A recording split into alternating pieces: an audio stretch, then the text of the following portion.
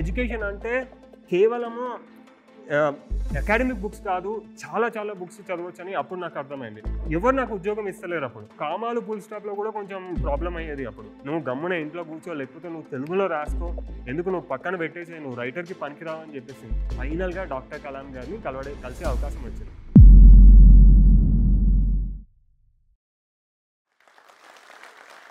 Hello అండి, నా పేరు రఘునందన్ వాడ్ల. నేను లైఫ్ అనేది ఒక లెబారెటరీ లాగా చూస్తాను. ఈ లెబారెటరీలో నేను చాలా ఎక్స్పెరిమెంట్ చేస్తూ ఉంటాను. ఒక ఎక్స్పెరిమెంట్ వచ్చేసి రైటింగ్, ఒక ఎక్స్పెరిమెంట్ వచ్చేసి ప్రోగ్రామింగ్, ఇంకో ఎక్స్పెరిమెంట్ వచ్చేసి టీచింగ్ చిల్డ్రన్. ఇవన్నీ నేను చేస్తూ ఉంటాను. సో నేను హైదరాబాద్లో ఒక సాధారణమైన కుటుంబం, మిడిల్ క్లాస్ కుటుంబంలో పుట్టాను. మా నాన్నగారు ఏపీ జెన్కోలో వర్క్ చేశారు యాజ్ అ సెక్యూరిటీ. మా అమ్మ వచ్చేసి ఒక హోమ్ మేకర్ అనమాట.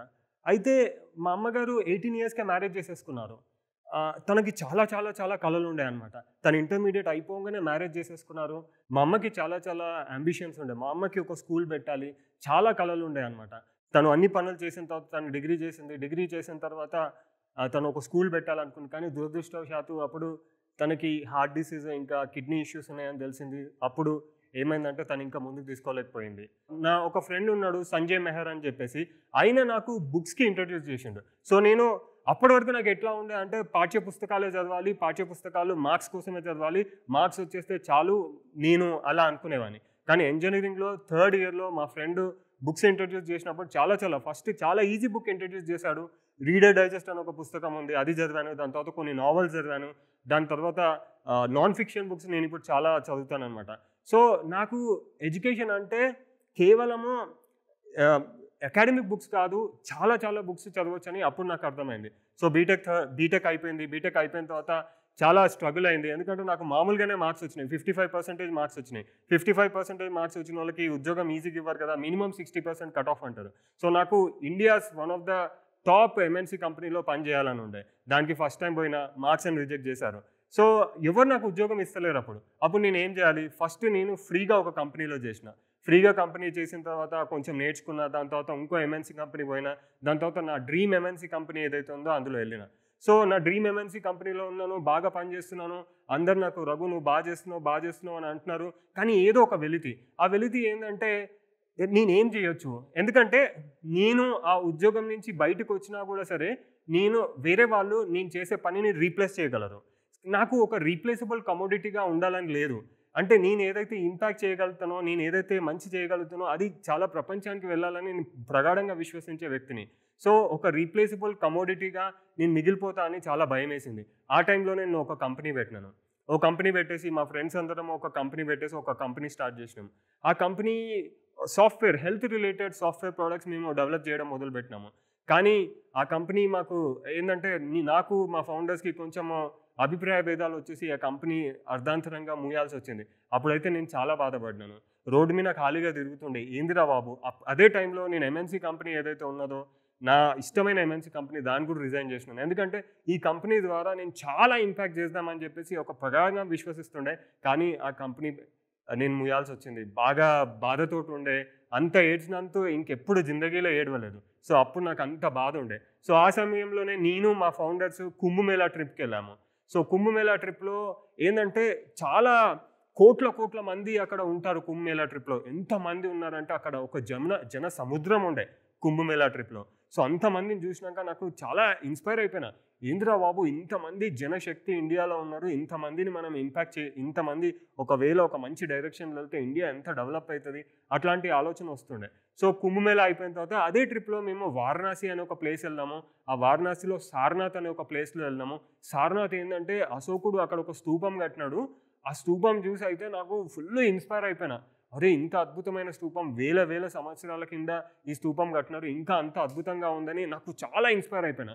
సో ఆ సారనాథ్లో అంత జనాలు చూసి, ఆ స్తూపం చూసి నాకేందో తెలియదు. ఒక ట్రైన్లో నేను వస్తుంటే ఒక స్ట్రాంగ్ ఇన్స్పిరేషన్ వచ్చింది. ఆ స్ట్రాంగ్ ఇన్స్పిరేషన్ ఏంటంటే ఒక పుస్తకం రాయాలని, ద గ్రేట్ ఇండియన్ ట్రెజర్ అని ఒక పుస్తకం రాయాలని. కానీ నాకేం తెలియదు ఎట్లా రాయాలి, ఏం చేయాలి.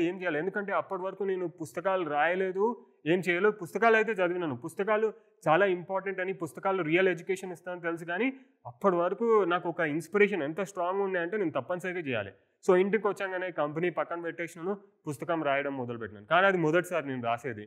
సో నేను ఆ టైంలో నాకు ఒక ఎడిటర్ పరిచయం అయ్యిండు. ఎందుకంటే నాకు తెలీదు ఎట్లా చేయాలో. ఇంకోటి ఇంగ్లీష్‌లో కూడా కొంచెం కష్టం ఉండే. ఎందుకంటే మన ఎడ్యుకేషనల్ సిస్టమ్‌లో అటు తెలుగు వస్తలేదు, అటు ఇంగ్లీష్ వస్తలేదు. నేను ఆ క్రమంలో ఉన్న వ్యక్తిని. అయితే నాకు కామాలు, ఫుల్ స్టాప్‌లో కూడా కొంచెం ప్రాబ్లమ్ అయ్యేది అప్పుడు. సో ఒక అతని హెల్ప్ తీసుకున్నాను. ఒక అతని హెల్ప్ తీసుకొని అతను పుస్తకం ఒక డ్రాఫ్ట్ ఇచ్చి రెడీ చేసిన. అప్పుడు ఏమన్నదంటే రఘు తను ఎట్లాంటి ఫీడ్‌బ్యాక్ ఇచ్చిందంటే ఒకసారి నా బుక్ చూసి, "రఘు ఏంది రఘు ఇంత వేస్ట్ బుక్కు, ఎంత వల్గర్‌గా ఉంది. ఇదేంటిది ఇట్లాంటి పుస్తకం రాయడం ఎందుకు? నువ్వు గమ్మున ఇంట్లో కూర్చో లేకపోతే నువ్వు తెలుగులో రాసుకో. ఎందుకు నువ్వు పక్కన పెట్టేసేయి. నువ్వు రైటర్‌కి పనికిరావు" అని చెప్పేసింది.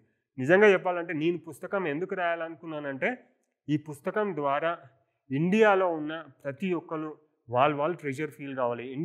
ఇండియాని డెవలప్ చేద్దామని ఆ పుస్తకాన్ని నేను రాద్దామనుకున్నా. సో అది నా ప్రగాఢమైన విశ్వాసం. సో ఫిక్షన్‌ని మన హిస్టరీ తోటి అమాల్గమేట్ చేసి కలిపి నేను పుస్తకం రాయాలనుకున్నాను. కానీ ఆ ఫీడ్‌బ్యాక్ చూసైతే నాకు చాలా కళ్ళల్లో నీళ్ళొచ్చేసినాయి. ఏందిరా నేను 1, 2 ఇయర్స్ సాఫ్ట్‌వేర్ మంచి ఎంఎన్‌సీ కంపెనీలో పక్కన పెట్టేసుకొని పుస్తకం రాస్తే ఈ ఫీడ్‌బ్యాక్ ఏంది అని నాకు చాలా ఏడ్చినా అనమాట దాని తర్వాత. దాని తర్వాత ఆ ఎడిటర్ ఎవరైతే ఉన్నారో ఆయన ఎడిటింగ్స్ అన్నీ తీసేసి, ఆయన ఇన్‌ఫ్లూయెన్స్ మొత్తం తీసేసి నేను ఒక కొత్త బుక్కు మళ్ళీ తయారు చేసిన. ఒక 1, 2 ఇయర్స్ తర్వాత ఆ ఎడిటింగ్స్ అన్నీ తీసి, మళ్ళా చేసి, మళ్ళా ఎడిట్ చేసి, మళ్ళా జనాలకిస్తుంటే జనాలకు చాలా నచ్చింది. నిజంగా ఇది పీపుల్‌కి ఇంపాక్ట్ అయితది. నిజంగా దీనివల్ల ఇండియా డెవలప్ అయ్యే ఫిలాసఫీ ఉందని జనాలు నమ్మడం మొదలుపెట్టిండ్రు. అదే క్రమంలో నాకనిపించింది ఇది ఎవరి దగ్గరికెళ్ళాలి ఈ పుస్తకం. ఎందుకంటే ఐడియా ఆఫ్ డెవలప్‌మెంట్ అంటే ఆ టైంలో 2015లో నేను మాట్లాడేది. ఎవరి దగ్గరికెళ్ళాలని బాగా ఆలోచిస్తున్నా.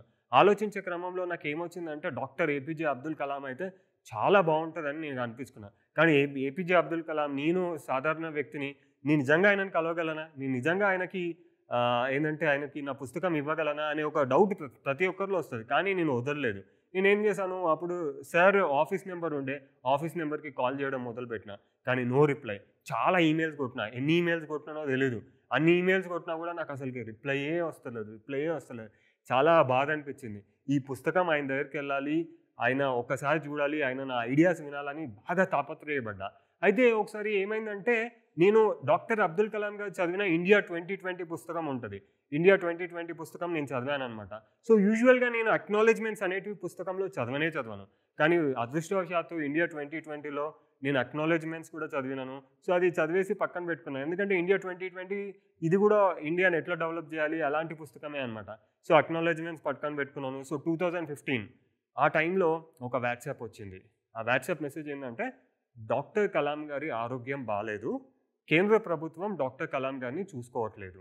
ఈ మెసేజ్ వచ్చింది. నాకైతే చాలా బాధ అనిపించింది. ఏంది డాక్టర్ కలాం గారు ఏమైంది అని చెప్పేసి ఆ ఫోన్ నంబర్ ఏదైతే ఉండేనో ఆ ఫోన్ నంబర్‌కి నేను కాల్ చేసిన.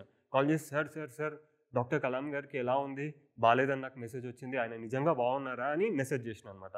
మెసేజ్ చేస్తే అక్కడ అన్నారు, "ఏం లేదు పర్లేదు డాక్టర్ కలాం గారు బానే ఉన్నారు. మీరందరికీ చెప్పండి డాక్టర్ కలాం గారికి ఏం కాలేదు. మీరు మెసేజ్ స్ప్రెడ్ చేయండి." సో నేనప్పుడు అన్నాను, సార్ నేను హైదరాబాద్ నుంచి ఒక ఆథర్‌ని. నేను ఇండియాని డెవలప్ చేసే ఫిలాసఫీ తోటి ఒక పుస్తకం రాశాను. నేను డాక్టర్ కలాం గారిని బాగా కనెక్ట్ కావాలని ప్రయత్నిస్తున్నాను అన్నా. సో దాని తర్వాత ఆ టైంలోనే ఏమడిగానంటే, "సార్ మీ పేరేంటి?" అని అడిగాను. సార్ అన్నారు, "నా పేరు షెరిడన్" అని చెప్పారు. "సార్ మీరు అదే షెరిడనా? డాక్టర్ కలాం గారు అక్నాలెడ్జ్‌మెంట్స్‌లో 'ఇండియా 2020' బుక్‌లో పెట్టిన పేరు" అంటే, "అవునవును నేను అదే షెరిడన్" అన్నా. అప్పుడే అమాంతమే నేనేం అడిగినా అంటే, "సార్ నేను హైదరాబాద్ నుంచి ఒక ఆథర్‌ని. ఒక ఇండియన్ డెవలప్ చేసే ఒక పుస్తకాన్ని, మన హిస్టరీని, ఇంకా ఈ కరెంట్ పరిస్థితిని 2 మేళవించి ఒక పుస్తకం రాశాను 'ద గ్రేట్ ఇండియన్ ట్రెజర్.' నేను కలవాలనుకుంటున్నాను sir. Please sir doctor Kalam గారిని మీరేమైనా ఇవ్వగలుగుతారా సార్ అవకాశం" అంటే ఆయన అన్నారు, "రఘు నువ్వు నా ఈమెయిల్ తీసుకో. ఈమెయిల్ తీసుకొని నువ్వు ఇప్పుడే దాని గురించి నాకు ఈమెయిల్ పెట్టేసేయి. మీకు నేను చూస్తాను." నేను అన్నాను, "సార్ నేను ఎక్కడికన్నా వస్తా. ఇండియాలో ఎక్కడికి రమ్మన్నా నేను వస్తాను. నాకు ఇది మిషన్."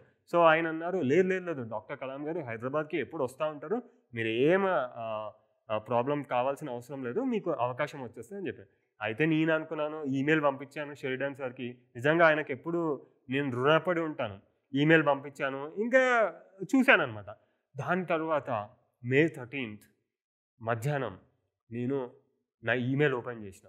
ఈమెయిల్ ఓపెన్ చేయంగానే ఒక మ్యాజిక్ అయింది. మ్యాజిక్ ఏంటంటే, "ఇవాళ రాత్రి నీకు డాక్టర్ కలాం తోటి అపాయింట్మెంట్ ఉంది." అది నాకు చాలా ఒక మ్యాజిక్ అనమాట లైఫ్‌లో. ఎందుకు ఈ మ్యాజిక్ జరిగింది అని అడిగితే, ఒకవేళ ఒక వ్యక్తి ఒక మంచి సదుద్దేశంతో ప్రజలకి మంచి చేయాలని అనుకుంటే తప్పనిసరిగా మ్యాజిక్స్ అవుతుంది. ఎందుకంటే ఆ పర్పస్ చాలా స్ట్రాంగ్గా ఉంటుంది కాబట్టి. సో ఆ రోజు నేను చాలా హ్యాపీ అయినా. అప్పుడు నాకు ఎడిటింగ్ చేయడానికి మా స్నేహితుడు జేజే చైతన్య అని ఉన్నాడు. ఆయన నాకు బాగా హెల్ప్ చేసిండు.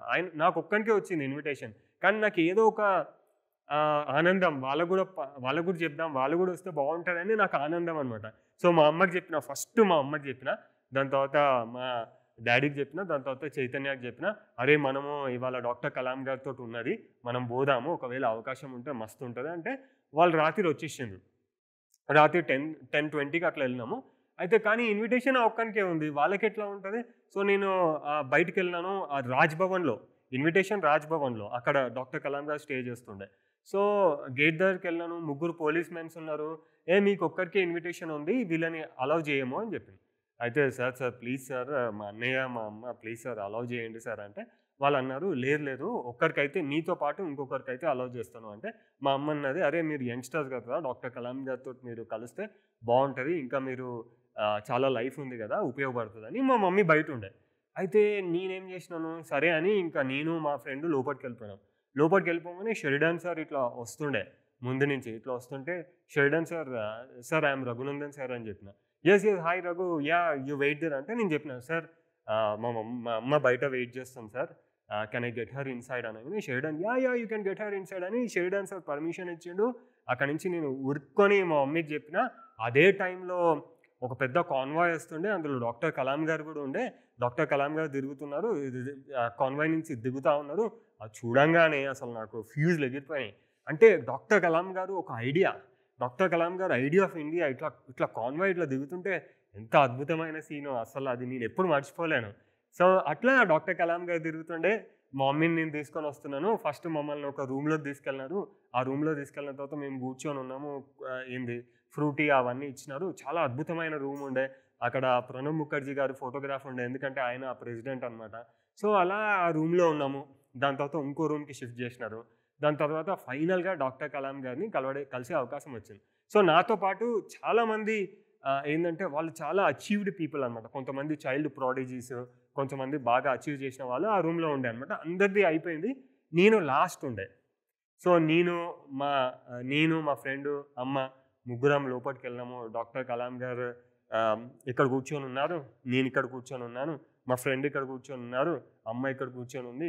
సో నేను ఆ పుస్తకం గురించి మాట్లాడాను. సార్ ఇది గ్రేట్ ఇండియన్ ట్రెజర్, సో ఇది ఇండియాని చేంజ్ చేసే ఫిలాసఫీ, హిస్టరీ ఇంకా ఏమంటాము, హిస్టరీ ఇంకా ఇప్పుడున్న కరెంట్ పరిస్థితిని అమాల్గమేట్ చేసి ఈ పుస్తకాన్ని తీసుకొని వచ్చినాం సార్ అట్లా అంటే వెరీ గుడ్ రఘు అన్నారు. మేము ఫిలాసఫీ గురించి మాట్లాడినాము, మేము ఆంటర్‌ప్రెన్యూర్‌షిప్ గురించి మాట్లాడినాము.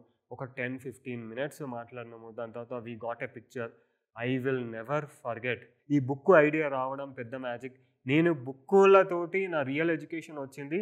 నేను పుస్తకం రాసి వేరే వాళ్ళకి ఇంపాక్ట్ చేస్తానని ఎప్పుడు అనుకోలేదు. ఒక స్టూడెంట్ నా దగ్గరకు వచ్చి ఏం చెప్పినాడంటే, అన్న మీ పుస్తకం చదవడం వల్ల నాకు ఒక పర్పస్ దొరికింది. సో ఇదే నాకు పెద్ద అచీవ్మెంట్. సో ఇట్లా ఒక పర్పస్ఫుల్ జర్నీలో ఉంటే చాలా మ్యాజిక్స్ అవుతాయి.